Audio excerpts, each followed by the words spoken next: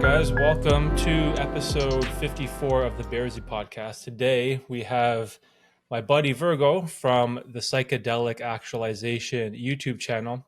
Vergo is a content creator and psychedelic explorer from Germany who was last on the podcast episode 33 and 18. So this is the third time around. So what's going on, bro? How you doing? I am doing well. Yeah, it's good to be back here. It's kind of a fun thing to come back every year and check what's up and what's been happening and reflect upon the last year. Mm-hmm. Yeah, so you are one of the guests that I really enjoy talking to because I remember when I started my podcast, I was really struggling to get people on in the different niches that I'm in. I'm into psychedelic mushrooms and then overcoming addictions, self-improvement. So I always wanted to talk to people in these different subgenres on YouTube. And we were just talking about this earlier, and it's really sad because so many creators that were creating in like 2021, 2022 that were coming up with me and you, a lot of them have unfortunately quit. And I totally get it. YouTube is very difficult. But I really appreciate your channel because you kept going. And oddly enough, we're almost at like the exact same subscriber count today, which is super cool. But yeah, I just love the path that we're both on. Yeah, the consistency is amazing. Just to kind of I aim for one video a week, and I do that consistently for like 2 or almost 3 years now. And it's amazing. And you're right, most of the people, they stop.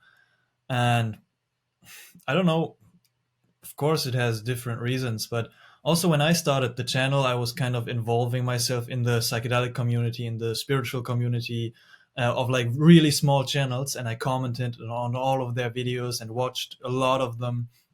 And yeah, 95% maybe they stopped. And it's interesting to see, and interesting then to reflect that we're still going. And also still growing. That's the amazing part, right? Hmm. Sometimes more slowly, but sometimes also more rapidly. Or maybe those people are normal people. Me and you are just insane. Also possibility. Because you know what's funny about the YouTube thing? There is no guarantee that any of this is going to work out. And you know this as well as I do that thinking about video ideas, thumbnails, titles, recording the video, editing it, like this, there's this whole process behind the scenes. And it's not as simple as you would think, oh, yeah, just one video a week. Yeah, that's no problem. But it's really hard. It's really difficult. In the beginning, when you have like a ton of ideas and it's new, but you have like 10, 20, 30 videos, you're all over the place. You're excited. You have motivation. But a year later, 18 months later, when the well runs dry, it's very difficult to keep up with those weekly uploads, right? So how have you kept so consistent over the years?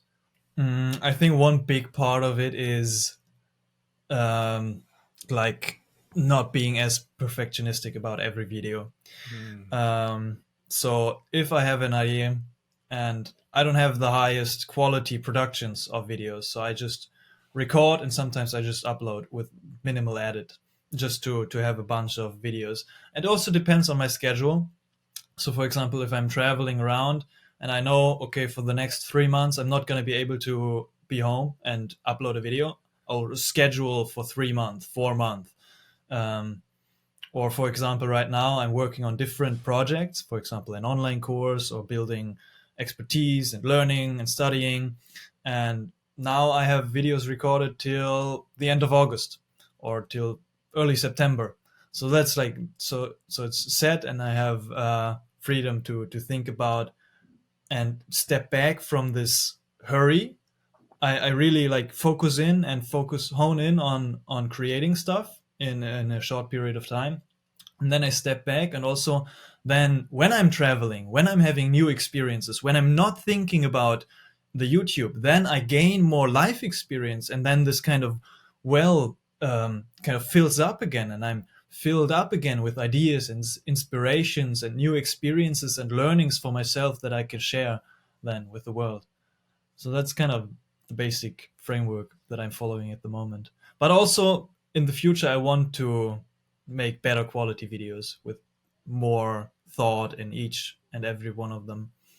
Okay, I see. That's interesting. I remember last year when we talked, you went away on a trip to like South America or was it Mexico or something? I can't remember, but you were Hmm. gone for like 8 months. And I remember Yeah. you batched a ton of videos and you were like talking in some like grass field or something like that. And you made a video Uh-huh. like, all right, I'm gonna be gone for a while. But then you had all these uploads scheduled, and all of a sudden, oh, I'm back. I was actually gone for like more than half a year. I was like, yo, you pre-recorded that many videos? Like, oh my gosh, that's insane. Because for myself, I'm rarely ever a week ahead. And the video that comes out, say next week, a lot of it has to do with what I'm going through this week. And you kind of brought up a really interesting point how you sort of like traveling the world, you're meeting new people, and you gain all this knowledge and you can kind of convert that into a story. And whenever I tell people or give them advice for starting a YouTube channel, a lot of it is life experience, right? You want to go out, explore the world, travel somewhere, meet new people, try new things, gain a new skill. And from that journey, you can develop all these stories that you can share on YouTube, which is part of like sort of what I do, where I'm into self improvement a little bit. Then every once in a while, I'll go on a psychedelic trip, and then maybe I'll try to confront this issue or problem that I have with my love for gambling. And so I kind of pick these stories based off of my life experiences. But one of the best things you can do is just like live a life, right? And then share your life through these videos. But I do really admire like the consistency that you have and like the dedication to preparation, because that's something that I definitely struggle with. Like I said, I'm maybe 1 week ahead on my videos, like at most. And then even right now I'm thinking, okay, what is going to be my video for this Thursday coming up, or the Thursday after. And then that perfectionistic mind comes in where it's like, oh, there has to be perfect. You have to have a great title or a thumbnail, or no one's going to watch this video if it's not interesting, and you're going to fail, and it needs to be really good. But sometimes it doesn't have to be, right? And it can just be a lot more simple. Yeah. Yeah, exactly. Yeah, like preparing for at least a couple of weeks for me, it gives me this kind of ease to be relaxed when I'm thinking about new stuff and gaining new ideas. And also, what's interesting is what I've been reflecting upon is kind of you tell stories, right? But also you want to think about the viewer and think about how do I actually provide value? How do I actually help this other person? What does the viewer get out of this story, maybe, or out of my life experience? So you kind of want to add some value into your work, at least me. And also, for example, these I do these life trip experiences where I film myself taking a psychedelic, and then I record it and publish it, and those do really well. Like people kind of want to see that. I don't know why, but it's interesting. And then I have to be careful not to overindulge on that, and I don't want to go into a psychedelic experience, for example, just because I need to have a new video, or I want to have a new video, or I want to have a video that performs well. But I still want to have private experiences without a camera to kind of deeply connect. And yeah, not like I want to have the right intentions also to go into psychedelic experiences. So Mm. yeah, that's also very interesting. Well, one thing to note, I guess, for the viewers or more of my subscribers that can get a better idea of what your channel is about, it's not just about psilocybin and mushrooms. You have videos on like ayahuasca, DMT, mushrooms, all these crazy things. I even watched some video about some frog venom or something. I think it was called Hmm. Cambo, and you Yeah. had like Hmm. some. I was like, what are you doing? Like, what? How do you even find that? Like, I never even knew what Cambo. Am I saying it right? Cambo. Cambo, Cambo, So what was Cambo. that? Was I that from guess a it's frog? yeah, it's a frog venom. It's kind of a frog poison, and Oh, you sting your arms with. Oh wait, I have it right here. my. It's on this stick, and yeah, I collected it in Amazon. And you kind of take this poison, and then you burn a stick. You burn a stick, and you kind of scar yourself So you open up your skin a little bit, and then you kind of put the poison on there, and you instantly have a very intense experience. And you know what's funny about that one? I don't know if it actually works, and I don't like it. Oh, really? Yeah, it's there's no like scientific evidence that it actually works. It doesn't bring you into this kind of visionary state, but it's very physical. You just feel a lot of, I don't know, temperature fluctuations, and you vomit, and you just feel really really shitty for I don't know, half an hour. And then it's over. Your face is swollen. You kind of poisoned yourself. And some people say it has health benefits. It's kind of the vaccination of the jungle, but we don't know. We have no idea Oh my if it god. actually works. And also afterwards, after doing it a couple of times now, I don't feel any different. Like, I don't feel better after it. Oh, So yeah, wow. it's very interesting, and some people love it. Some people say it's like, I love it. I feel better afterwards. I have more clarity. I have mental and physically. I feel way better than before. Oh, It's an that's interesting one. that's so funny. Oh my god. Because I saw the video when the guy was like putting the piercing your skin, and I was like, Mhm. "What is going on?" It seems so crazy, but I can totally relate to that sentiment of, some people finding great value and benefit, and some other people finding none. Like for me, for example, I'm nowhere near the level of psychedelic explorer that you are. I pretty much stay in my lane when it comes to mushrooms, but I've always had something positive come out of those mushroom trips that has benefited my life, improved my life, or made me a better person in some way. However, I've also met people who have tried mushrooms and they had a horrible experience and they hated it. They got nothing out of it. They never want to do it again. So, of course, it's always going to vary on the individual, right? And it's interesting because even though I've only received benefits through mushrooms, I don't want to discredit other things that I've never tried. Like, say, ayahuasca, for example. You have currently on your channel this sort of like an ayahuasca series about this 14-day retreat, and I've never tried ayahuasca. So I'm careful not to judge it, but I'm always wondering, like, was like, for example, the ayahuasca retreat. It sounds like you received a ton of personal benefits from it. Mhm. Yeah, a ton of benefits, and also a ton of challenging experiences to integrate. um, and yeah, that's the thing. I'm kind of exploring all these different substances because I'm very passionate about it. And even just like trying something once and then saying, oh, that's not for me, I like to really try it a couple of times and try it again and again and again, and then kind of feel out if it resonates or not. For example, with the ayahuasca now, I don't know if that's my path. If I really want to, like, I had the idea that I really want to hone in on the ayahuasca. I want to facilitate it. I want to learn everything. I want to go really deep. And now I'm like, like, a lot of times the ayahuasca is a very physical experience, and you purge a lot, and you vomit, and you shit, and it's like, is that necessary? Do I really want to go down that road? Is it even like, is it because of some spiritual purging that is inherent in the ayahuasca, or is it actually just because of the sludge that you're drinking of the MAOI inhibitors that is not really resonating with your stomach that well?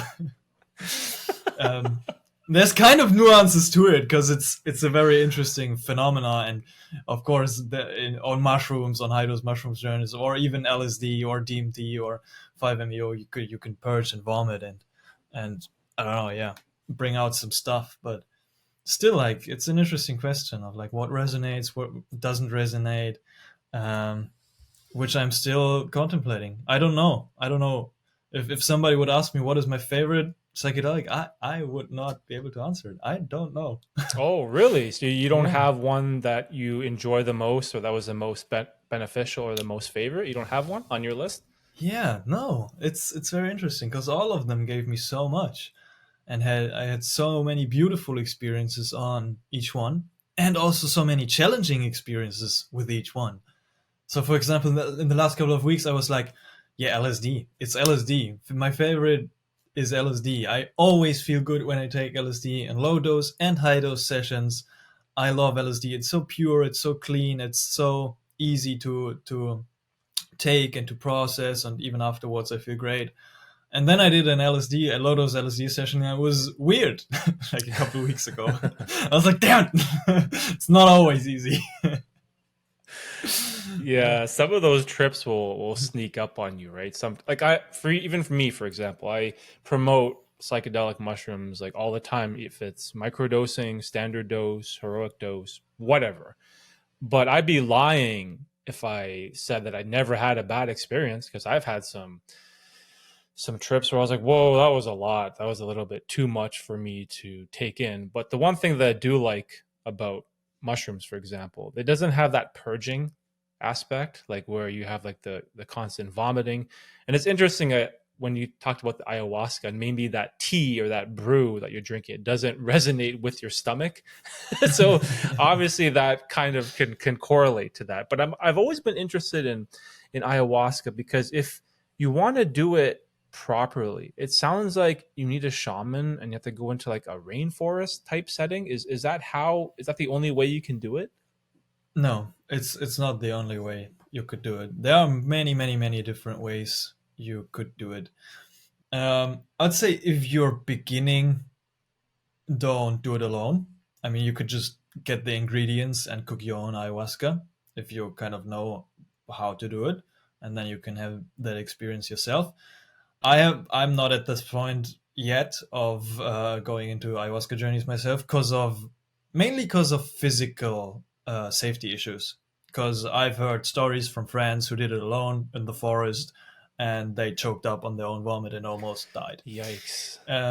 So yeah, ideally you want to have somebody watching over you, and then it's interesting, this question. I don't have a definitive answer to that. If you need a shaman, because if you go to the Amazon, for example, and you're like, I want to do it where it's originated from, I want to go to these cultures, there are many different characters out there. There are like people who actually want to help, people who just want to get your money.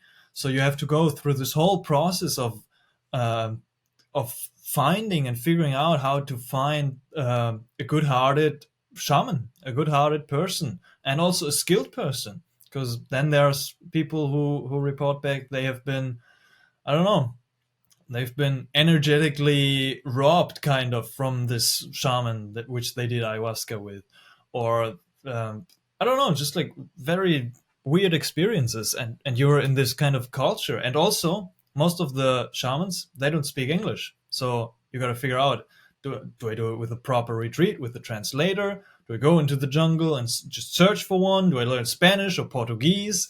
For example, I was doing some ayahuasca in Brazil with the Huni Queen tribe.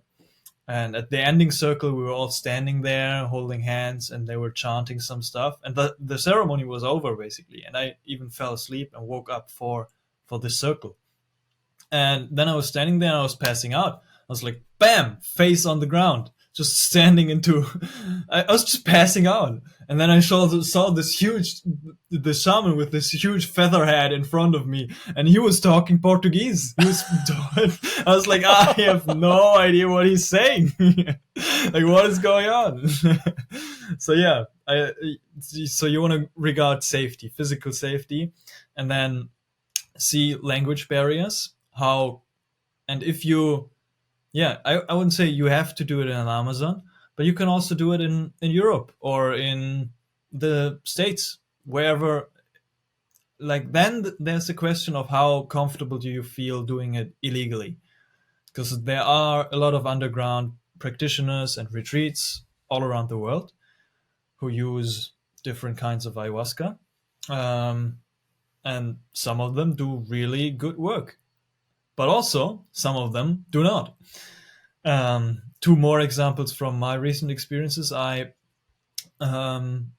did one ceremony in Europe with one guy who did more like a Western approach to the medicine. So he was like explaining very, very scientifically what he put into the brew. And he was like, it's very little MAOI inhibitor, a lot of DMT, so not much nausea, but a lot of visionary experience.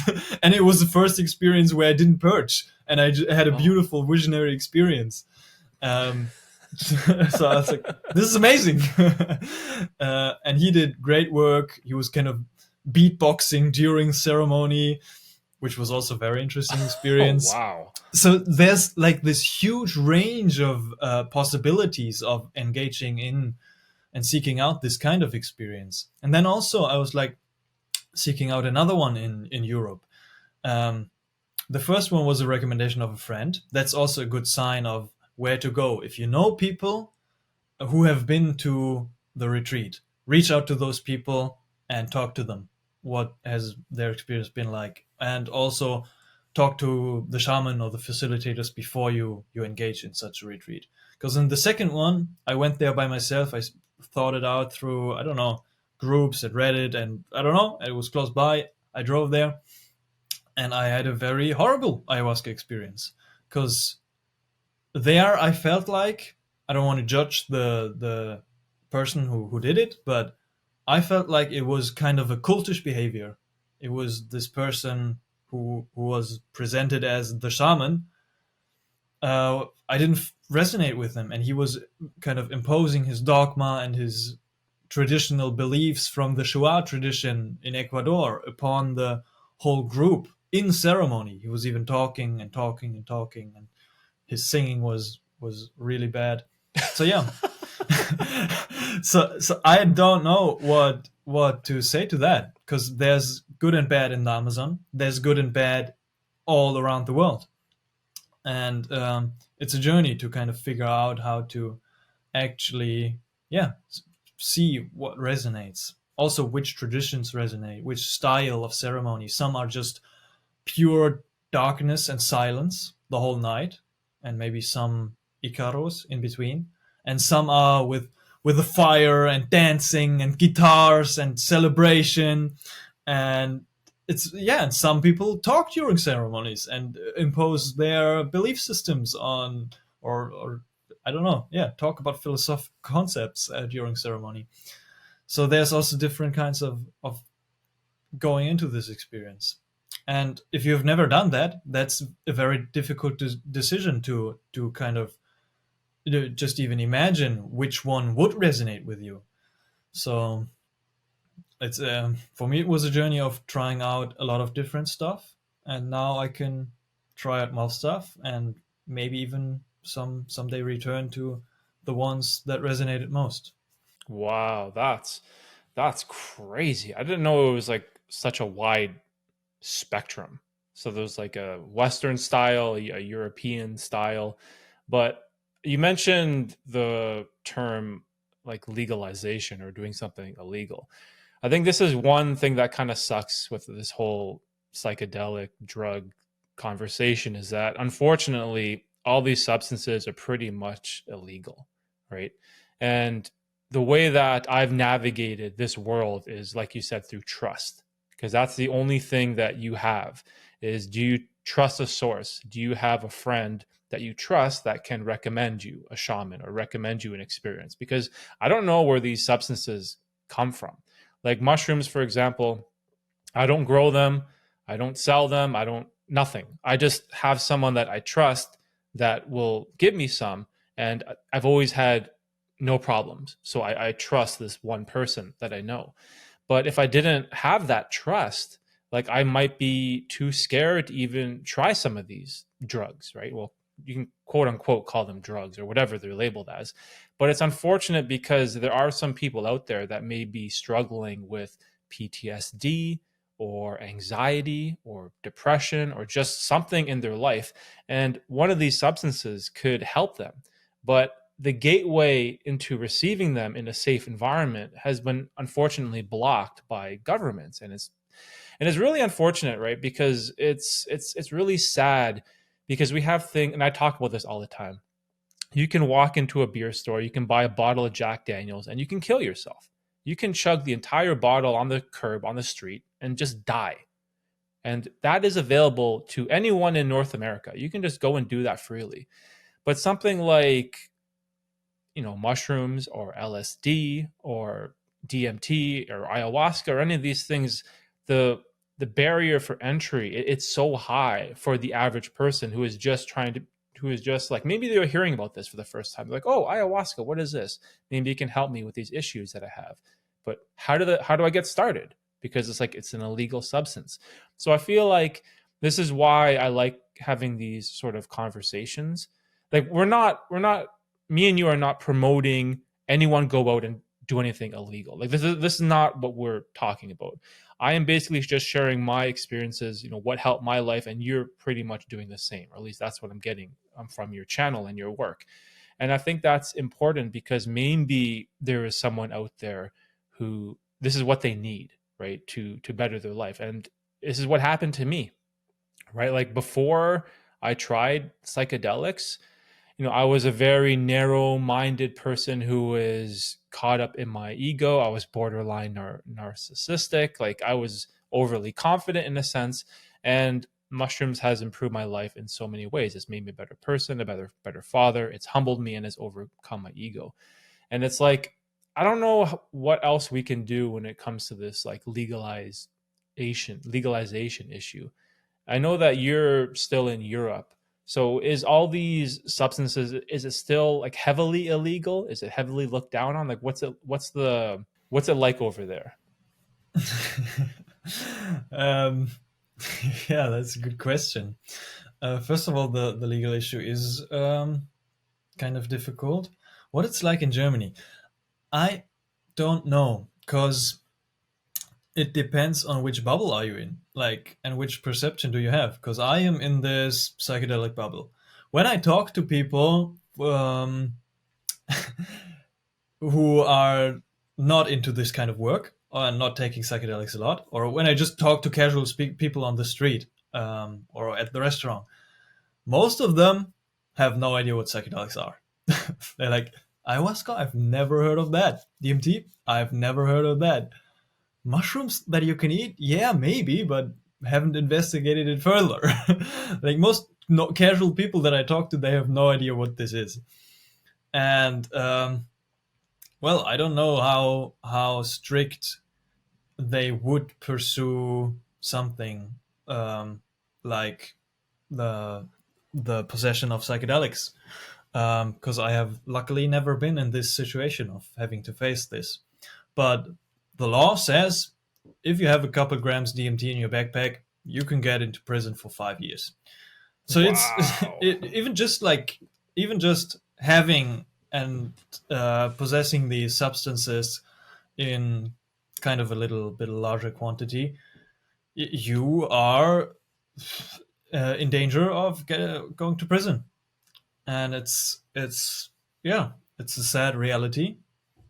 I am comfortable with kind of trusting the universe and trusting that I am safe, and of course not just uh, kind of, yeah, and taking safety measures of yeah, it's difficult, of not telling everybody, right, of not going out and offering it to people, of not having too much.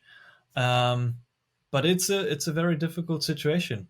And for example, I've been at this conference in the UK, the Breaking Convention Psychedelic Conference, and there was this one guy, I don't remember his name, but he was in prison for 20 years for producing LSD, Wow. for 20 years. And he was 20 like, I don't years. know, in his 80s, just coming out of prison and talking about his experience. And he was like, 20 years in prison, and every single day I knew I did the right thing. He was yeah, and holding on to that, of like, I did the right thing. I was doing good. I was helping a lot of people. And yeah, there's this reality. And circling back around to, do I have to go to the Amazon to drink ayahuasca? Uh, you have to check every single, like, if you really want to be safe and do it legally, you can check the countries that have legal options. For example, Jamaica or Costa Rica, they have legal psilocybin mushroom retreats, or Peru and Brazil, they have different ways of doing ayahuasca legally.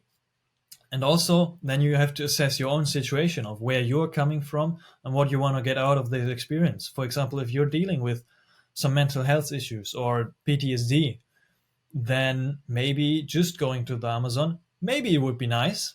But also, a lot of these retreat centers and shamans in these indigenous cultures, they don't have the framework of PTSD, of integrating your experience. They're just there helping you go through this experience. And of course, this experience can be very, very healing and very beneficial for your life.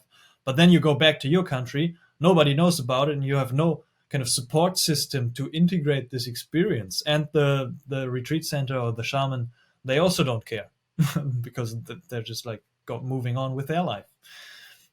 So also like keeping that in mind of like, where do you come from, and then where do you go? Because there are also retreat centers, for example, now Europe, in the Netherlands, they work with psilocybin legally, and they have a lot of therapists and psychiatrists there who are kind of facilitating this work and helping with certain specific things that you want to work on. Mm. Well, that's interesting. Yeah, it's a good question, or it's a good topic for us to talk about, because over here in Canada, I'm pretty lucky because Canada has recently had this shift towards more of a positive and accepted attitude towards drugs. And recently they made marijuana legal. And they made it legal in a sense where the government actually sells it. You can go to like the Government of Canada website and you can purchase marijuana, you can purchase edibles, vapes, everything, like the whole deal. So that they've ingrained the whole marijuana community into Canadian culture. And now it's accepted just like cigarettes or alcohol, and which is awesome, right? Because we're making progress. And so now from where I'm sitting, it's interesting because I think psilocybin is next on the list.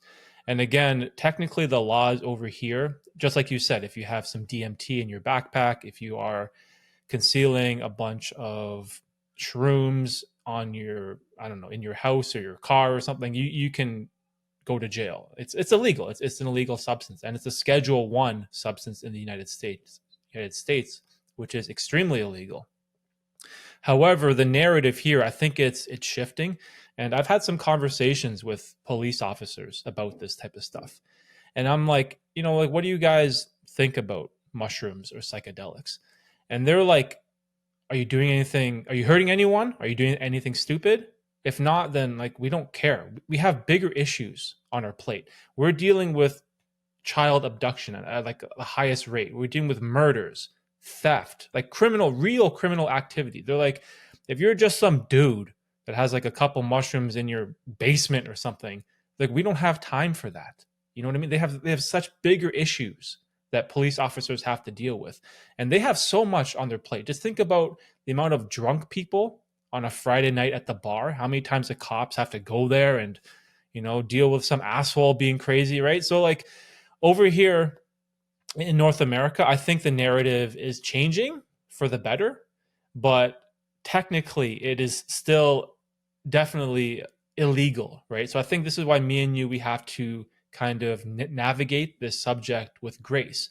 But I am extremely optimistic because we also have this foundation. I don't know if it's just for Canada, but we have this foundation called MAPS Canada. I think it also exists in the United States. And it's like this, I think it's an acronym. I can't remember off the top of the head what it stands for, but I had a guy on the podcast who works for MAPS Canada, and he's talking about all this like amazing psychedelic work that they're doing in Vancouver to get it pushed through legislation, to get it to be more accepted. And I think overall it's going to be a great benefit for society, and not only for people in need, but just changing this narrative around this term drugs. And I know it's kind of funny because we'll talk about psilocybin, which is the active ingredient in mushrooms, but most people will just say shrooms. Or if you're talking about dimethyltryptamine, people will just say DMT. And so, like, the language around these substances, I think it's it can be accepted into the mainstream, just like marijuana is, right? You just say weed or you just say like in edibles, and it just becomes normal, a normal thing, just like alcohol. So I am extremely, extremely optimistic for this whole psychedelic substance movement, or I don't know, whatever you want to call it. And my hope is that we get rid of all this stupid laws around this stuff and just let like adults be adults. You know what I mean? As long as like you're not hurting someone, right? If your actions aren't like stealing from some person, you're causing physical harm to another, you should just be able to do whatever you want to do. And if you want to do LSD, then I feel like you should just be able to do it. But making it legal, I think, is the best step of moving forward. Yeah, same. I have the same feeling that it is moving into that direction, and is moving into that direction very fast, and in a lot of the parts of the world. Maybe not China, or like that's a whole different Oh issue of like shit. these very strict countries with these laws. Um, but even there, I've heard of new sorts of ayahuasca, and people doing stuff at work there. But for example, Australia just recently announced that I don't know what they did.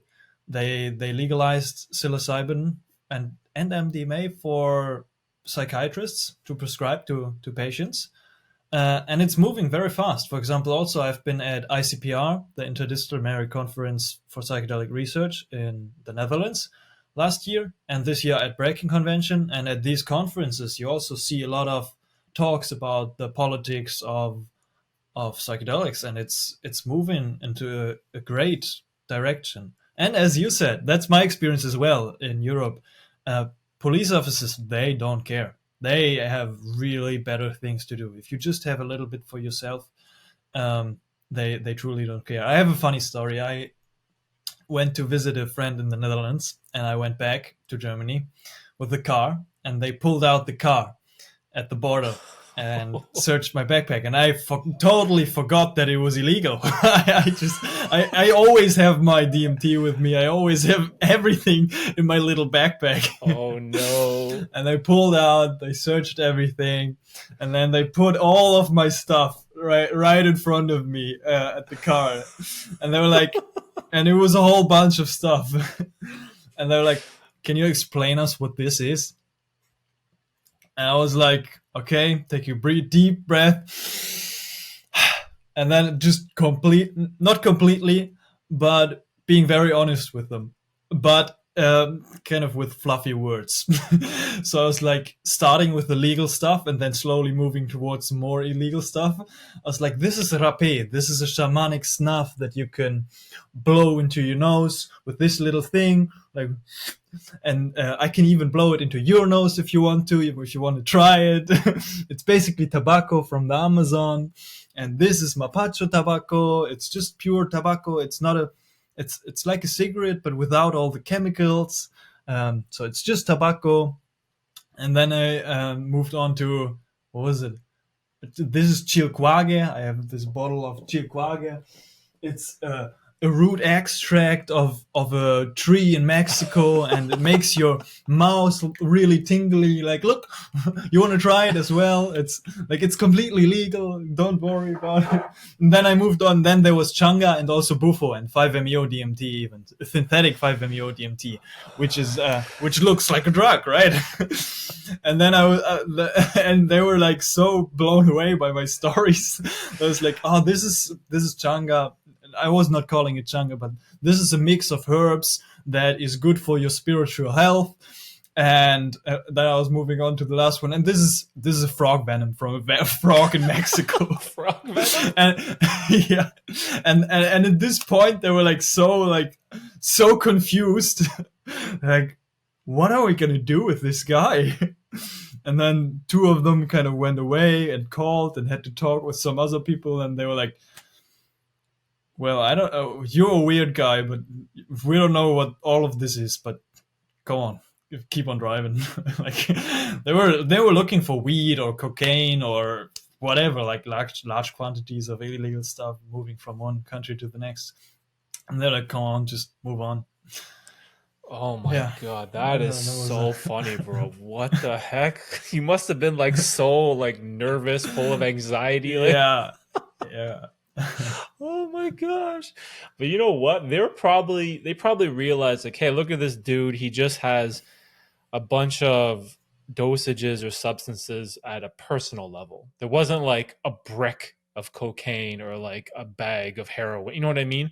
They're probably looking for the more serious type of drug dealer or drug smuggler who's probably trying to bring drugs from Amsterdam across the border and with the intention to sell to the population of Germany. That's probably their main focus. And they just see you, this crazy dude with frog venom, right? It's probably just let this guy just get out of here, right? So, yeah, but I think the honesty that you gave them was good because you show them respect, right? You're not trying to hide something because then they get suspicious of you, right? yeah. Then they take it. Don't. Yeah, just be honest. Oh my gosh, that is so wild. I can't believe you. So you had everything in your Yeah, bag. I had a lot of stuff with me. Yeah, Oh my god, that's so crazy, dude. I don't even know what I would do. Like, I'd be so like scared. I'd probably be so yeah, like sweaty and nervous, and just be like, yeah. "Oh no, my life's over." Right? Yeah, and then funny story, I continued on with my drive. I was so relieved. I was like, "Wow, this! I can't believe this is okay." Well, whatever. And 10 minutes later, another car came from border control and pulled me out. I was like, "This is not real. This cannot be real." And I was like, "Can you call your mates or your colleagues that they've just controlled everything?" And they're like, "Oh no, we're like from different departures or whatever." I'm like, "Fuck," and they were like, "Did they find anything?" I was like, "Just what they have, just what I have with me." And they're like, "Yeah, okay, we believe you. You can move on." So Oh they my! didn't they didn't check for a second time. So you got stopped twice. I got stopped twice in a matter of 30 minutes. Yo, this is giving me anxiety, man. I'm just like, oh man, that's. I'd be so stressed. Like I wouldn't even know what to do.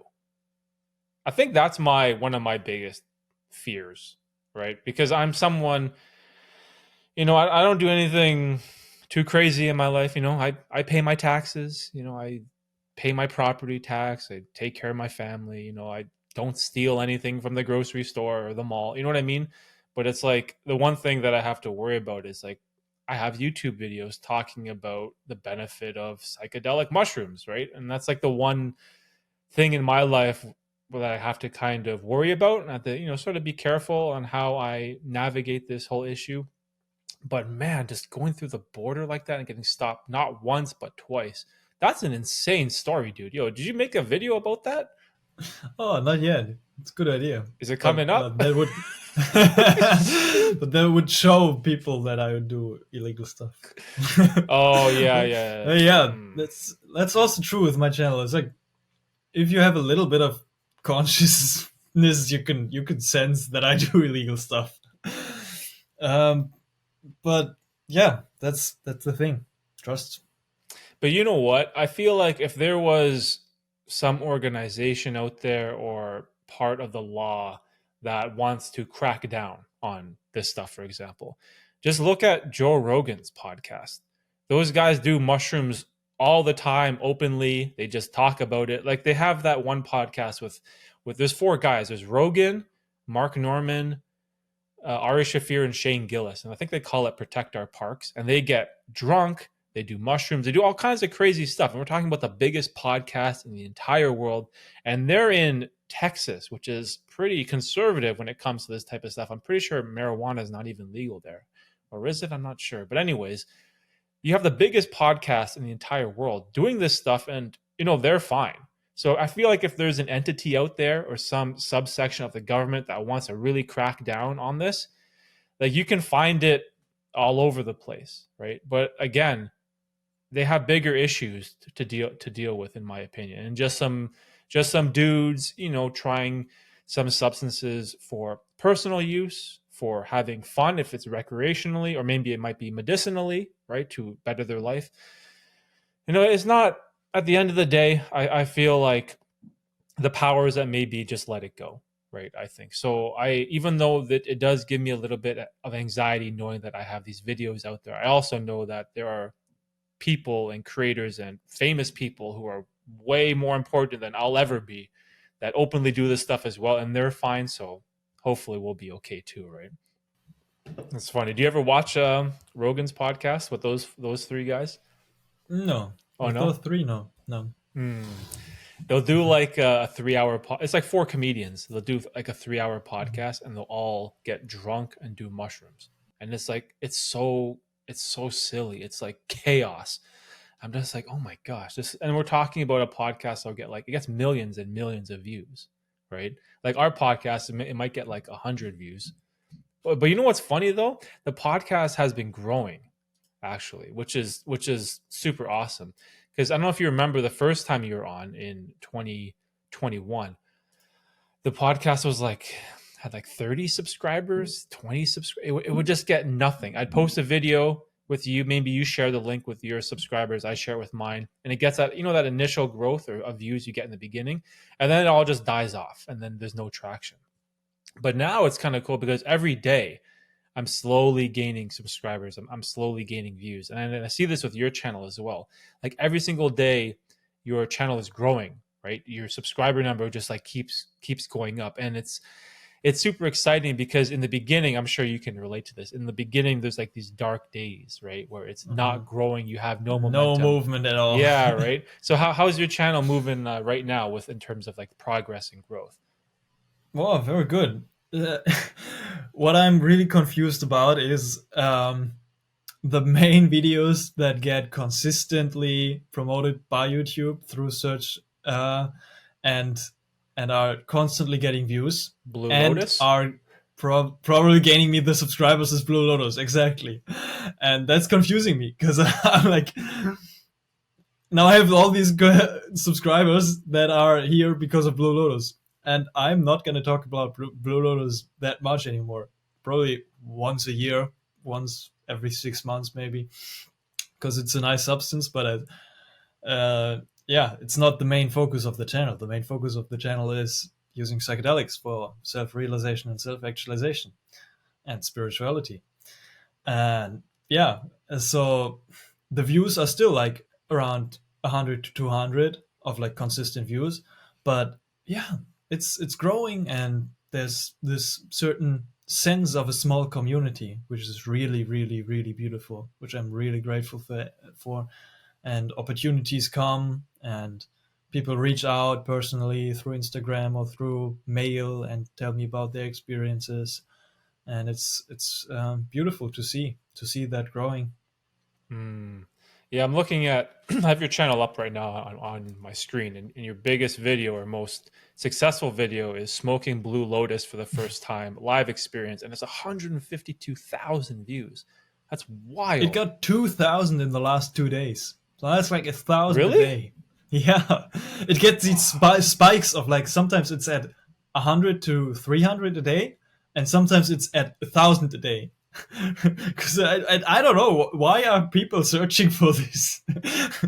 Wow, that's amazing. You know what's funny? I think it was like last week, one of my subscribers, he just like randomly sent me a message and he's like, "Hey, have you ever tried Blue Lotus?"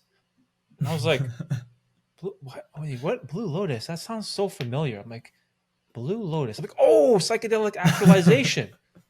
And I was like, I'm pretty sure you made a video about Blue Lotus because it was like in my Yeah. mind, right? So then I went back to your channel. I was like, yo, what is going on? This Blue. I've never heard of Blue Lotus ever outside of your channel and this one guy who messaged me. But maybe it's something that's becoming more popular like recently. Maybe that's the reason for the growth. It's maybe many people. What I get from the comments is many people search for weed alternative of like something to smoke that has some kind of relaxing effects, but they don't want to use weed that much. So maybe that's why many people get interested. It's legal in most of the world. It's a legal substance, and yeah. And there's this whole shebang and story about Blue Lotus being used in the ancient Egyptian traditions, and of these pictures of the blue lotus flower being in the pyramids, in the pictures of the pyramids and everything. So apparently they used blue lotus in early Egypt, but we don't know, and we don't know what they exactly did with it, what the purpose was, if they had a way more intense experience than we do. Uh, yeah, and it's very difficult, like the sourcing of blue lotus. Like, is it real blue lotus? Because it's this blue water lily, and yeah, it's an interesting topic to kind of research. It's a very there's not much information out there. That's why maybe people search for it online. Wow, that's so interesting. Yeah, I just Googled a bunch of pictures. It says it's an Egyptian flower or lily something. And it's hilarious because the first thing that comes up is that currently Blue Lotus isn't a recognized consumable in Canada. So it's not even recognized at all. That's Yeah, that's so it's that's hilarious. Is it it's psychoactive? uh, it. Some sources say it has some psychoactive ingredients.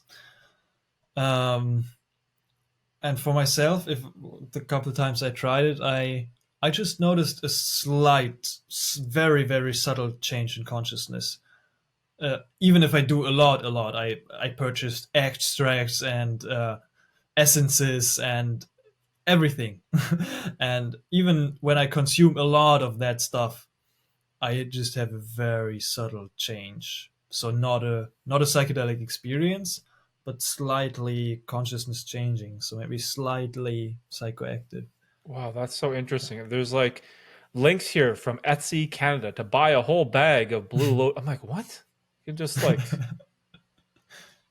see, it's just so funny because I've never heard anyone talk about this, and it says like it's not even listed on the DEA list of Yeah, substances. It's like it's not even recognized or known. yeah, Maybe that's like maybe it's like super niche. It's like a super niche topic that people barely even know about. Wow, that's so funny that that video or that topic is what's like blowing your channel up. yeah. I was That's even so cool. recognized sometimes on the street. Like one time, one guy noticed me. I was just chilling at a friend's house, and he invited a friend over. So it's of course it's a psychedelic bubble. But he was like, I know you from this Blue Lotus video." No way, Like, really? yeah. Oh I'm like, my yeah, now gosh. it's done. I'm the Blue Lotus guy. Fuck. That's so funny. Oh my gosh. The Blue Lotus guy. Dang. You know what though?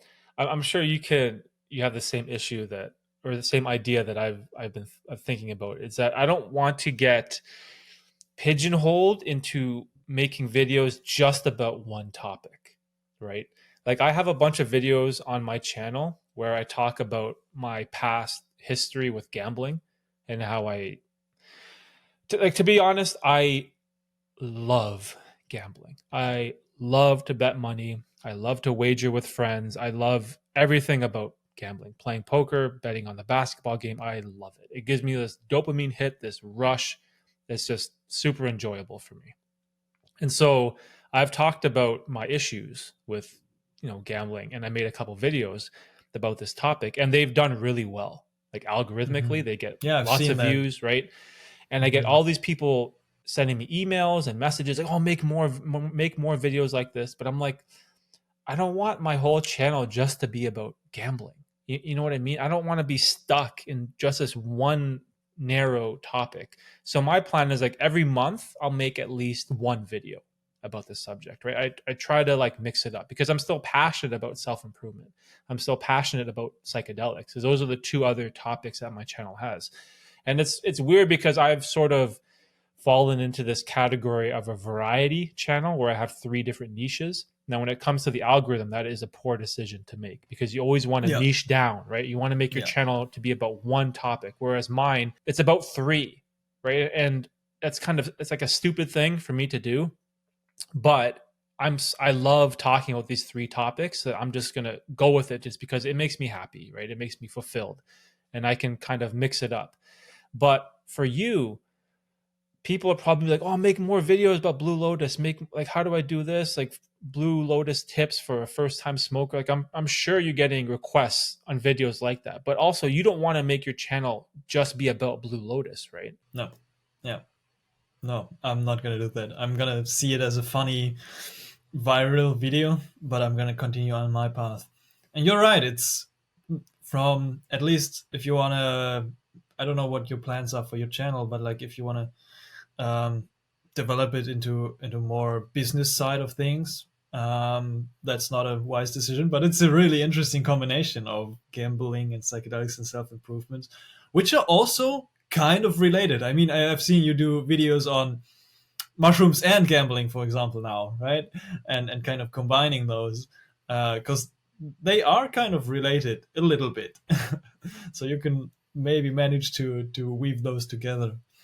Yeah. But what I want to do, yeah, go on. Oh, sorry. I was just going to say, sorry to interrupt you, but the idea that I'm trying to weave is that if you want to better your life, get on self improvement, because self improvement will start this journey where you want to build better habits and remove the negative ones.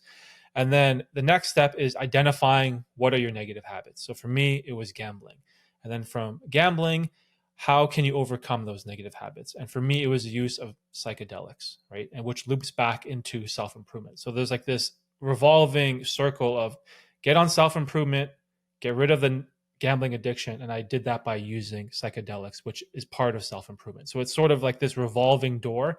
And so I'm trying to kind of interconnect the three of them.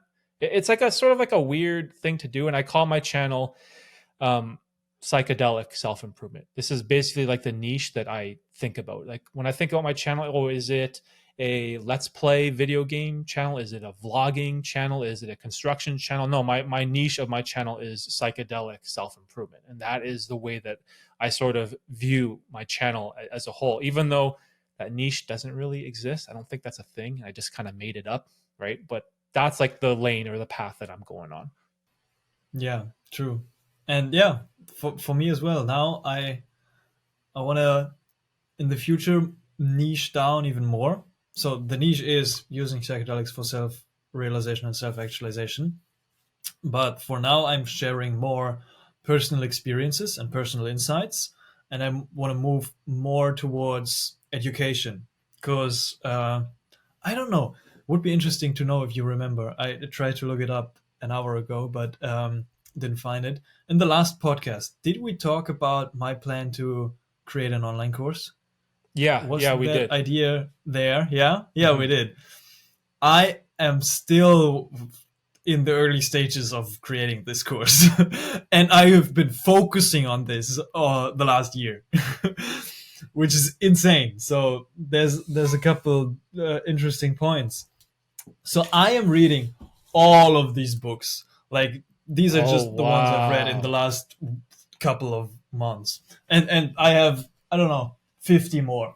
So I did read a lot now. It's just to, I was like, okay, if I want to do this course, I have to do two things. I have to, I want to be able to provide the value that I want to provide. I have to do it and understand everything intellectually, like the whole history and the whole mechanisms and chemistry and everything. So I read a lot, and experientially. So I have a lot of psychedelic experiences to actually practice that which I want to teach in the course. And I'm working on this so much, and I kind of get the sense now that this is a journey which will never end. So there's infinite amount of books and infinite amount of experiences I could have to build myself up to the point of making the perfect course and overcoming this perfectionism by building the course, because I have now docs documented, I have the whole structure of the course, and I have all these 30, 40, 50 pages or topics, 50 topics filled with pages of the most valuable notes from all of the different resources I've kind of collected during this year. And now it's kind of moving slowly into the next phase of actually bringing this together, putting my point of view on it, and channeling it through and bringing it into creation. So yeah, that's very interesting. It's like, when is it enough? When do I know enough? When do I feel good enough to actually offer something like this to the world, and receive back from it? Because I think we've also talked about it. This idea of this digital nomad. This idea of I want to be able to support myself and survive while being not location bound but location independent. So yeah, it's an interesting journey. I learned so much, and coming back to the niche, that's where I want to niche down. I realized, like, okay, if I actually want to do this course, and also the idea is coming that I'm offering coaching of some sort. So I'm gonna start some coaching training programs, and I've also read a lot of books and binge watched a lot of stuff about coaching and talked to other coaches. If I really want to hone in on that and hone in on that niche, I gotta be really narrowed down on getting as good as I can be to actually be confident enough and be able to provide the value that I want to provide to the world. Mm. That's very interesting. That's perfect. Hold on, hold that thought. I gotta go to the washroom real quick. Okay, give me a minute. Yeah. So anyway, so we were talking about this online course that you were working on. I remember the last time you were on the pod, we were also talking about starting a newsletter. Did you make like a newsletter or a website where you're going to sort of sell your course? Yes, I actually did. I was keeping that in mind for your message, and everybody else also told me to start an email newsletter. And now I finally managed to at least have the setup of one. So I'm not consistently sending out emails yet, but with the ayahuasca series that I am publishing at the moment on my channel, I also I wrote an ebook, an ayahuasca workbook of everything you need to know for ayahuasca preparation, like diet wise and a little bit about intentions. Not how to look for shaman, but everything regarding the diet. So to put out this value for free in exchange for an email, that's what I did. And 7 people signed up. One, two, three, four, five, six, seven, 7 to 8 people signed up and downloaded the workbook, and that's amazing. So it's slowly moving forward. And what I noticed as well is regarding the whole online course, which I talked about, the business, I also created a website, and also tried to set up a proper podcast setting. Which I hate most about this work is the technical side of stuff. it's it's so much work. It's I didn't expect it to be so much work with so many issues and so many little problems of, like, which website provider do I use, and then setting up the website, and then making it responsive for mobile phones, and then which email marketing platform do I use? Do I pay for it or do I not pay for it? Which podcast setup do I use? And it's like one after the next. You think you have solved one problem, and the next one presents itself, and you think you have solved that one, and the next one presents itself, and it just keeps going, and it's really funny. And also very very intense, and it's a lot of work, not just on the technical side but also on the other side of, like, you gotta actually fill the website with content and think about what do I want to present. And yeah, it's very interesting stuff. So did you start the podcast already? No, I'm not starting the podcast, actually. Maybe I'm gonna start one very soon. But my main idea was, I just wanted to start a podcast as an excuse for very selfish reasons to talk to people I want to talk to. For example, authors of books that I read, which I found really interesting. For example, LSD and the Mind of the Universe, Christopher Beige. And I really want to talk to him. And I reached out to him, actually, and he was like, I did so many podcasts in the last 2 years about this book. I don't want to do anymore. I want to Oh continue my man. work otherwise. And then that crushed me completely. I was like, okay, well then I'm not gonna start for now. Maybe in the next year or something. Yeah, Um, yeah, yeah. but yeah, yeah, this whole thing of marketing, also studying a little bit of online marketing, studying what product development and all that kind of stuff. It's a huge thing. It's very interesting to study. It's a lot of fun to study, but and also it's I feel like it's part of personal development, right? Because you face challenges and you overcome them, and you grow as a person in the process by kind of developing this resilience, and also learning a lot, just learning a lot about yourself, how you behave, learning a lot about other people, how do you actually get into contact with them, how do you actually provide value. And yeah, that's a lot of kind of behind the scenes stuff that I'm working on. Also, like creating free products, creating free value. For example, this book that I wrote to give away for free to get people to sign up for the newsletter. Yeah. Yeah, that's good, man. The whole like entrepreneurial side of YouTube, it rarely gets seen because it's all like behind the scenes type of stuff. Because trust me, I went through this 2 years ago when I started the podcast. I was like, where am I going to host this? Is it just going to be audio or is it going to be video too? And I use this website called Anchor, where you just like, it was like a free hosting for podcasts. But then Spotify bought it out, which is super cool. And they added all this like video integration and they take care of like the uploading and stuff. I was like, okay, that's cool. And then the newsletter, I'm like, yo, I got to make a website. Do I use MailChimp that's free or do I pay for Squarespace because it'll have like more bandwidth and all these like crazy, crazy questions. But I think it's definitely part of the journey. If I feel like you're on the same path as me, where we're sharing our passion through a medium like YouTube, but then also we want it to branch out and to become like a full-time career, like this whole digital nomad work from home type of thing. And that is on my list of things that I'm trying to accomplish. So I feel like the whole business side, it takes time, right? There's so many like errors and bugs and problems and things you got to set up and figure out along the way. It's sort of just like starting a YouTube channel where you're learning editing, you're learning thumbnails, you're learning titles, but now you're learning about Google SEO and content and URLs and mailing lists and all this stuff, right? But I honestly believe it's so important, especially for me and you with the niches and topics we talk about, is because create this platform that is independent from social media. Because what if YouTube or Google one day decides that psychedelic content is demonetized or psychedelic content should be banned? Because you know what I mean? They could change their stance at any moment.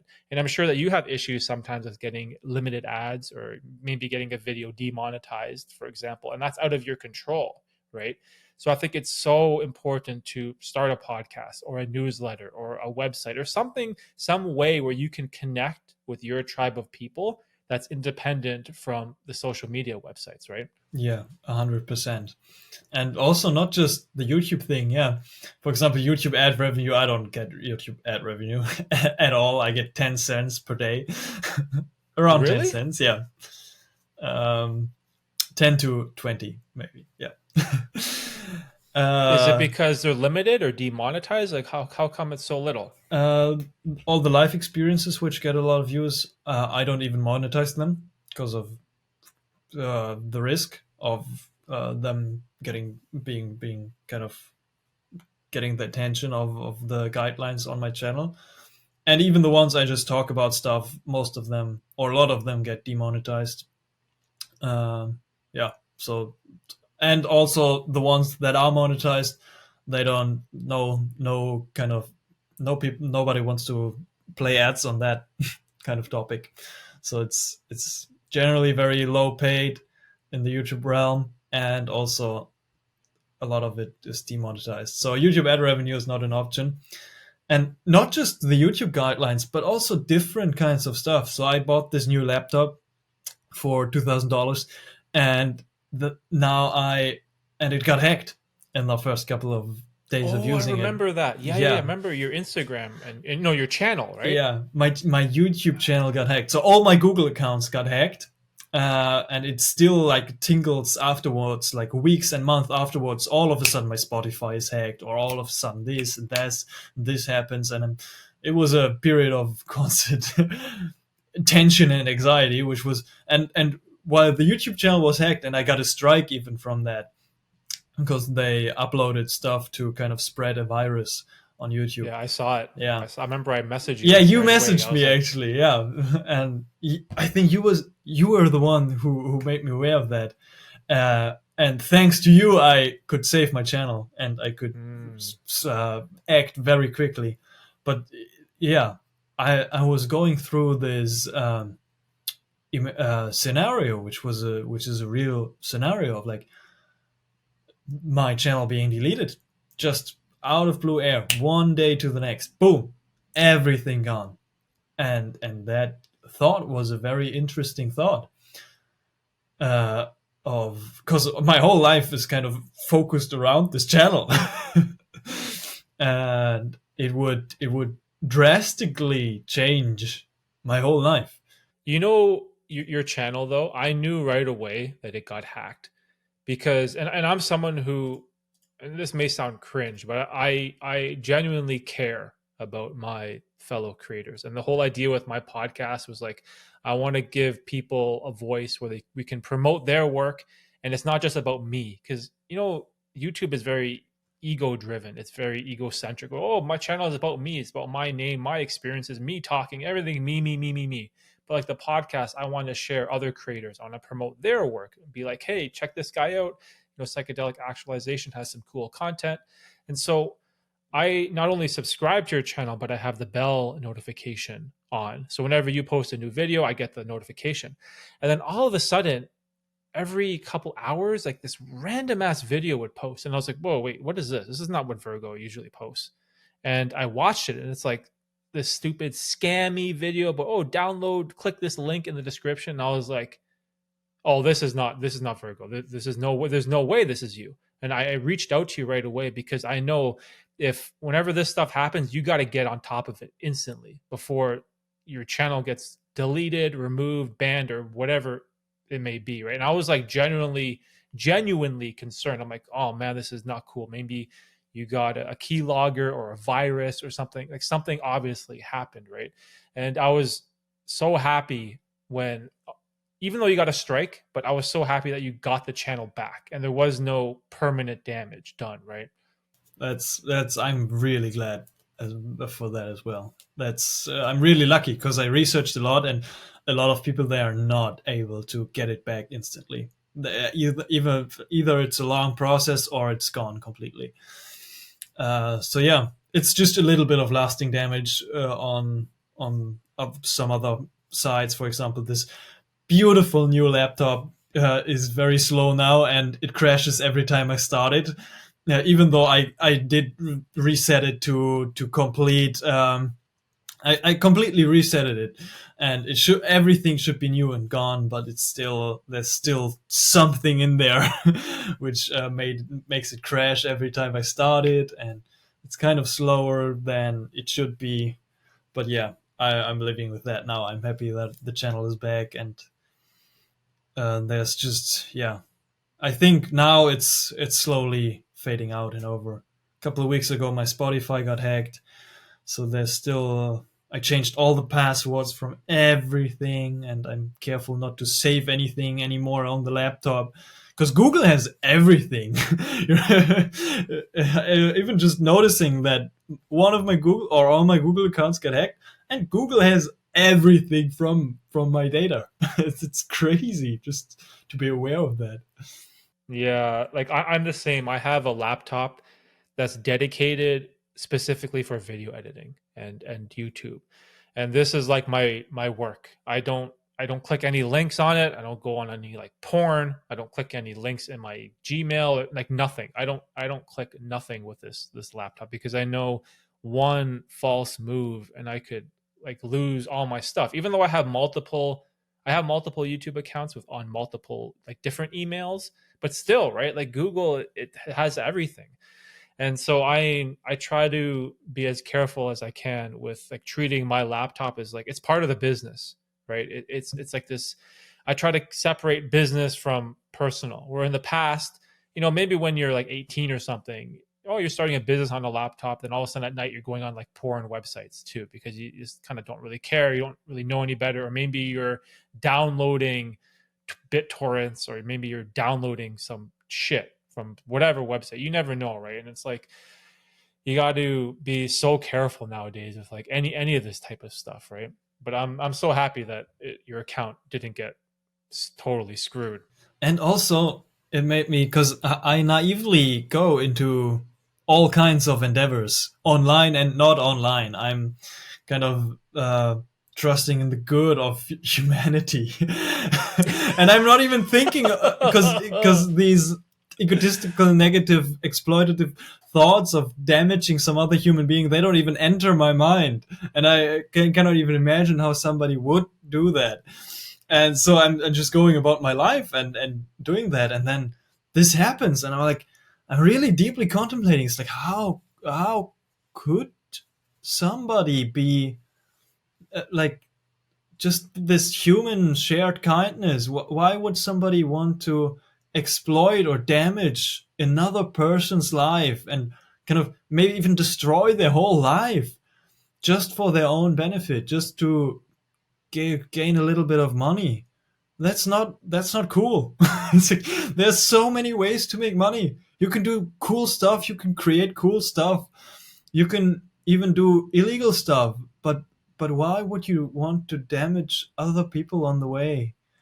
I mean, that's what a lot of big companies and stuff, like a lot of areas do that, and they damage other. But personally, just online hackers, whatever, it's like, there are people out there who do this kind of stuff. And I was like, how could they, what does their mind look like? Why would they do that? Why would they damage other people's lives for their own benefit? Yeah, that's really sad. It's tough because, you know, in a sense, me and you were probably more naive, right? Like we are in this level in our lives where we're comfortable with ourselves, we don't want to hurt other people, right? We're all about like positivity and providing value, but you know, there's some human beings in the world that are just shitty people, right? They're just terrible people, and for whatever reason, they want to spend all their energy by playing this zero sum game of taking and pushing other people down so that they can benefit. When in the world, man, there's so many things you can do. Like there's with the internet, you can do any type of business, you can do any type of work, like whatever you want. There's so many better things that you could be spending your energy on. But I guess for whatever reason, some people get a kick out of like, oh, let's hack this guy's YouTube Yeah. channel, which, you know, it's And unfortunate. maybe it's just easier as well. It's easier to, I don't know, set up a fake website, and instead of actually providing value and selling good stuff, you just, I don't know, sell fake stuff, or you kind of collect the money and don't send anything. Even these, and I think YouTube and Instagram, they have problems with this as well, because it's so hard to figure out. For example, on YouTube, you see in all these different niches, when you get to the big channels and even the small ones, you see hundreds of those bot comments of, for example, in my Oh, channel, yeah, you yeah, you yeah. see, and even your channel on the psychedelic videos as well. It's like, here, buy my shrooms and chocolate and LSD and DMT. We have everything. Click the handle below, and there's so many of them, and it's, I don't even know how it works to create so many channels. It's like this is an automated process of, because I always block the comments, the channels from the comments, right? Hide user from channel, but they create new channels every second, and every second there's like these new bots, and then they push the comments as well with thousands of fake likes in the big videos, and then they have automated responses of like 30 people under the comment, and it all seems really real, and it's really sophisticated, really real, and they have really good nuances in it of like an anime profile picture and XX, so it seems like a real person, but it's all bots, and it's all across YouTube and even Instagram. Even in stories, between stories, there's these advertisements, right? And they're really good advertisements. They have, I mean, I love advertisements. They are perfectly suited to my interests. It's really astonishing. And then I'm like, oh, I want this. So I click on it, and it was a clothing shop, and I wanted a piece of this. And I was like, wait a second. It was right when this hacking stuff happened. I was like, wait a second. I'm gonna search for this clothing shop online instead of just clicking on the advertisement and then instantly buying something out of excitement. And I was looking it up, and it was a scam. It was a scam website. It was officially advertised. I mean, people pay for advertisement, right? But they make even more money scamming people in the end. That's crazy. You know, it's funny. I wanted to ask you about the whole YouTube comment thing because I get that on all my videos where I talk about mushrooms or psychedelics. Just like you get these bots with all these new accounts, and they have like this fake Mm-hmm. conversations. Like it'll be like 18 Mm-hmm. replies. So I'm like, yo, who is replying to this one comment? And I'll look, and at first I thought it was Yeah, genuine. It's like, yeah, oh, I don't know. It's so hard to outsource yeah. here. I don't know where to get a trustworthy dealer. And this, oh, try this guy on Instagram and all this That's like the shit. last And then one. I The realized, first 17 replies are like yeah. really genuine conversation of like, yeah, mushrooms helped me as well in my life. And it's ridiculous. Oh my gosh, that's so we have the Yeah. same, but it's funny. I only get it on the psychedelic Uh-huh. videos. My self improvement and gambling, the bots don't Yeah. come because I guess they target Yeah. keywords in the Yeah. title of the video. I guess, Crypto or I'm crypto assuming. niche is big. Like every, for example, Alex Becker, he talked about crypto bit, and now he's not talking about crypto anymore. And I was looking at the top comments, and it was hundreds of comments of Bitcoin and oh, thank you for this video. By the way, I found this new coin, and he's not talking about crypto anymore. It's so sad to just see hundreds and hundreds and thousands of comments of bots. Uh, yeah, I think it's niche specific. Yeah, psychedelics is huge, crypto is huge. Yeah, that's crazy because it ruins my comment section. Because I like to go in the comments every once in a while, and I know this is like a sort of a controversial topic to talk about. But I believe when you're starting a YouTube channel, it's good to read the comments and reply to the people that take time out of their day, to leave a message for your video, whether it's positive or negative. I think if they took time out of their day to leave you a message, the least you should do is try to respond to it and read it. To like, you want to build a community, right? And I know a lot of people say, "Oh, the comment section is toxic. You should just never look at it. Just delete it. Don't even bother." But like I think it's good to at least show respect to some people that and there are a lot of subscribers who will leave like these massive comments about, oh, Vergo, your video really helped me out when I was down and dealing with anxiety and I felt depressed, and your video about Blue Lotus really helped me out in some way. And those messages are awesome, right? Because they're authentic. And I think it's good to kind of show those people respect, to give back and let them know. Maybe click the heart button and be like, hey man, I read your comment. But then the bots, they ruin that engagement, right? Because then I don't know what is legitimate or not. I'll see like a comment that has like 15, 16 replies, and so now I'm enticed to go in there, but now I'm wasting my time because I'm reading a conversation by a bunch of bots and stuff. So that really rubs me the wrong way, because whenever I make a video talking about psychedelics, I know the bots are coming and I have to go into the comment section, hide user from channel or remove. And it's like such a pain in the ass that I don't have to deal with for the other type of videos that I make. Yeah, I haven't found a way around this as well. Um, they don't come that much anymore. I think it's a very tricky thing. Um, so because when they would come a lot, I would also spend minutes upon hours of just a lot of valuable time just clicking, hiding, click, hide from channel, click, hide from channel, click, report, spam, click, click, click, click. And it's a lot of time with these many videos. And what I did now is restrict the comment section more of certain keywords of, like, for example, chocolate bar, like buy mushroom chocolate bar. So I banned the term chocolate bar from my comment section. So all these comments would get sorted out. But it's tricky because I don't want to ban shrooms or LSD because people talk about shrooms and LSD in my comment section.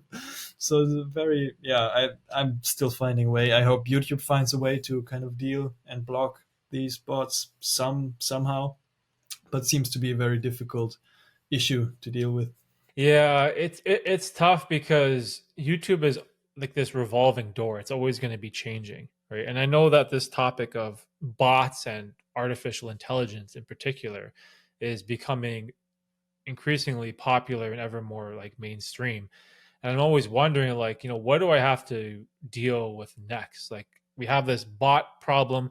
Is there going to be this issue in the future where AI gets so sophisticated where they not only can create bots, but maybe they can start creating YouTube channels, they can start creating thumbnails and doing all this stuff and maybe make a copy of you, and people won't even know who the real psychedelic actualization is. And you know how there's like copyright issues where people will, they'll download your video and then they'll post it, or they'll make like a fake channel of you, because that's going to happen, right? There's going to be a fake psychedelic actualization one day saying, "Oh, hey, I released this course on DMT and ayahuasca, click this link here." And then your tribe of people, your subscribers, are going to get scammed, right, by some asshole trying to impersonate you, right? And so I'm always very worried about where artificial intelligence and AI and programming and all this stuff is going, because it affects us creators in a negative way, right? It's a very interesting topic. I was not even aware of this acceleration of AI development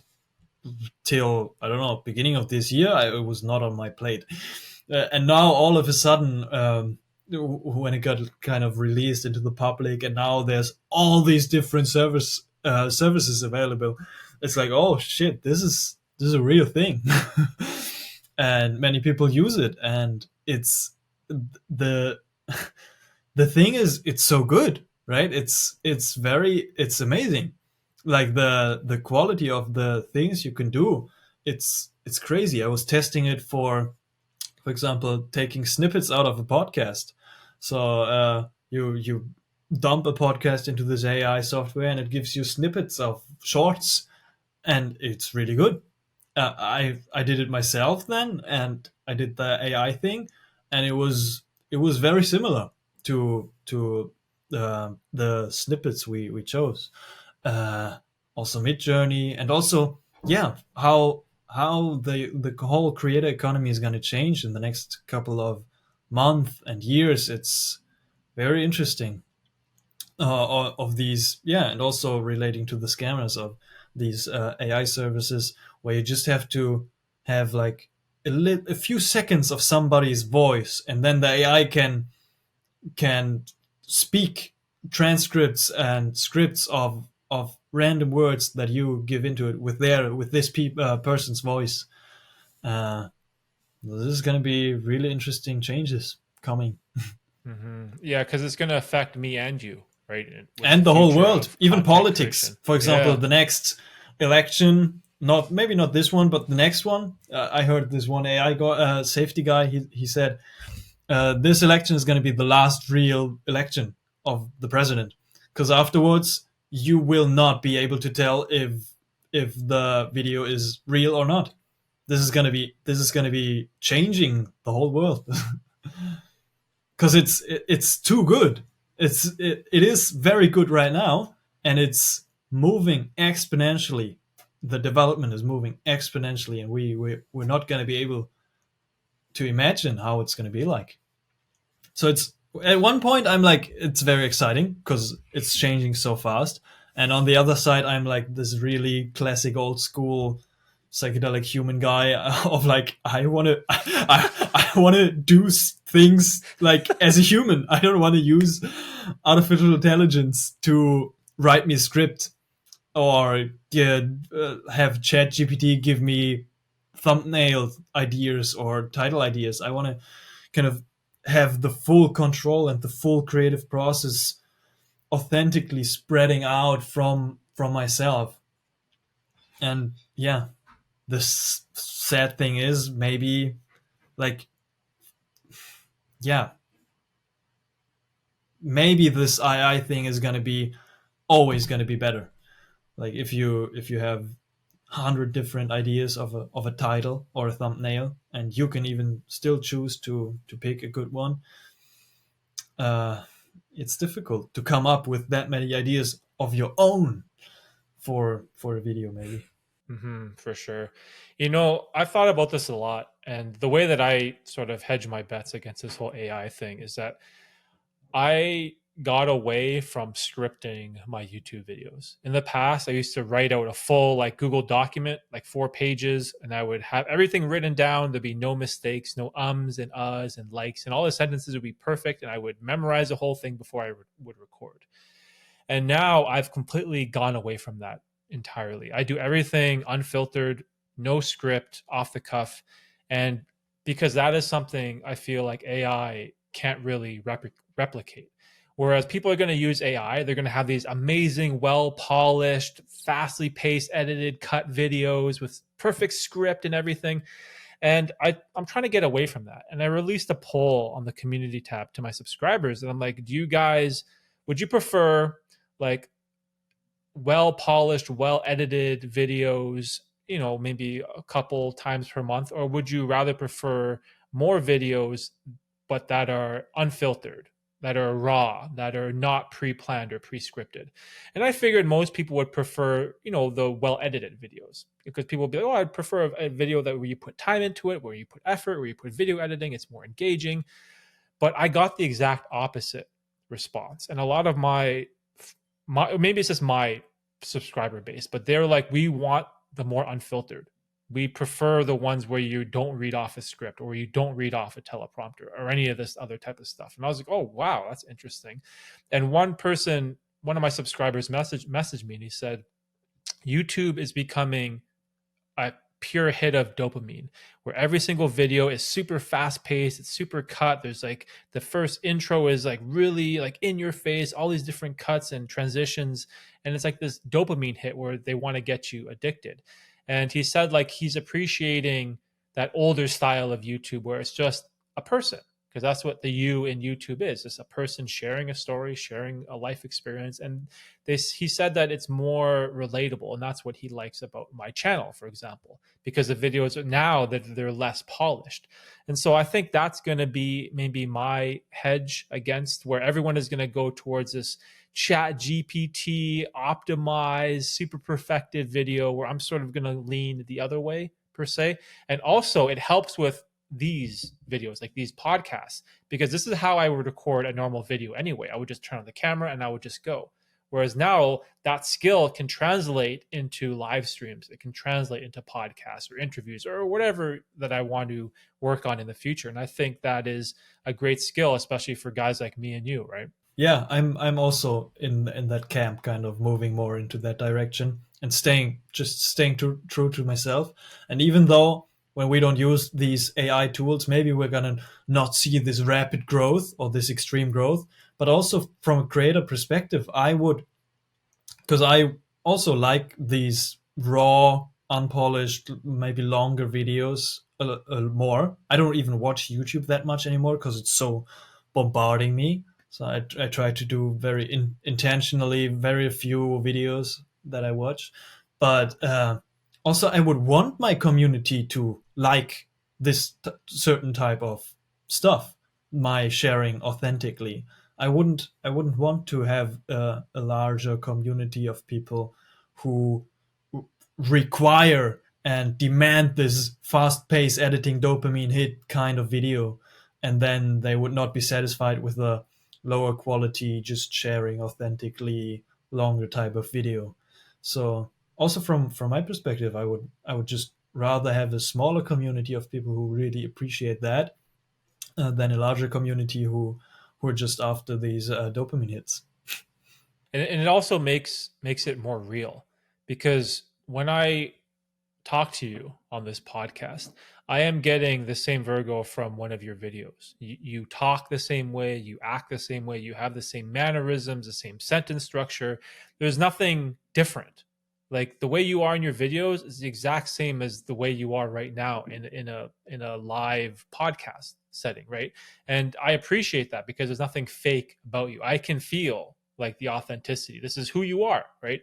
And I see it in your channel. Whereas this is kind of funny too. When I ask other YouTubers, come on my podcast, they're like, okay, what questions are you going to ask me? I'm like, well, we'll just have a conversation, whatever comes up. They're like, no, give me some like questions you're gonna ask me beforehand so I can prepare. I'm like, prepare for what? Like to make the podcast robotic? That's not the point. The point is to share your authentic self. Like maybe some of my viewers can find you interesting as a person, and then they can relate to that, and they can maybe go to your channel. And there's like this whole like perfectionist mindset that people have where they want to be prepared. They want to have right answers. They don't want to sound stupid in the moment. And that bothers me so much whenever I have guests on like that. They'll send me a list like can you ask me these 10 questions? I'm like, so it's not a podcast. You want to have an interview. If you want me to ask you these 10 specific questions, you're already going to have a predetermined answer, and you're going to know exactly what to say. And that's not what I want. I want to find out who you are, how you think, or who you are in a live setting, right? And I think that's what people really resonate with, because that's why podcasts are becoming so popular nowadays. Because an AI you can't script it, right? You can't script out like a 2-3 hour podcast in the moment, or maybe you can, or maybe me and you, we have some notes beside our cameras and we're just reading like, but that's bullshit, right? Yeah. I feel like that's all nonsense. I hate that stuff so much. Yeah. Yeah. I like that. I like that. Putting the focus more on the authenticity and this spontaneous in the moment. And also, being comfortable with maybe having some moments to think about some answers, or presenting stuff not in the perfect way. But it kind of it's more based in the whole of our being, in the whole of our personal experience, and not through some different sources of prepared answers and information. Yeah, I just feel like that's a way that we can hedge our bets against YouTube, because like no one is going to be better. No one's going to do you better than your authentic self, right? No one's going to have these stories that you can share about like ingesting toad venom or going through the border with DMT in your bed. You know what I mean? That's like crazy, crazy stuff. You can't like script that out. Those are real life experiences that people can relate to. And that's why I like your channel, right? I like you as a content creator. That's why I like having you on the podcast, right? Is we can have these like super interesting conversation in a long form setting, even if we do have some technical difficulties, which is fine. But you know what I mean? I think that's what's great about this whole content creation YouTube journey. And it makes it like really enjoyable and fun. Yeah. Just to do stuff like this, right? And that's what the psychedelics have shown me, kind of over and over again, of this authenticity. And also, I'm kind of glad it's like, oh, psychedelics, this is going to be one of the last things that's going to be replaced by AI. So AI can give information about psychedelics, but AI can, for now, it cannot have a psychedelic artificial consciousness. That's a little bit further ahead in the future, maybe. Yeah, for sure. That's awesome. Hey, bro, I got to. Yeah, it's been 2 hours. Yeah, yeah, I got some family time stuff to do. Good. So, thanks again for coming on the podcast. Tell the people where they can find your work: YouTube channel, Instagram, newsletter, website, all that. Yeah, it's basically just psychedelic actualization across all platforms. So psychedelic actualization on YouTube, psychedelic actualization on Instagram, and my brand new website, psychedelicactualization.com. Just one word, and you can see and check out my work and who I am if it resonates. Thank you very much for having me again on the podcast. It was enjoyable. I really enjoyed it. We should do it next year and see where it goes. Bro, for sure. I'll send you a text next year. Guys, check out all the links in the description to Vergo's work, Psychedelic Actualization. I highly recommend his channel. If you got into my work with psychedelics, Vergo is the next step above. If you want to find out to try any of these substances or learn more about improving your life, highly recommend it. So thanks again, bro, for being on the Good. podcast. See you soon. Have a nice day.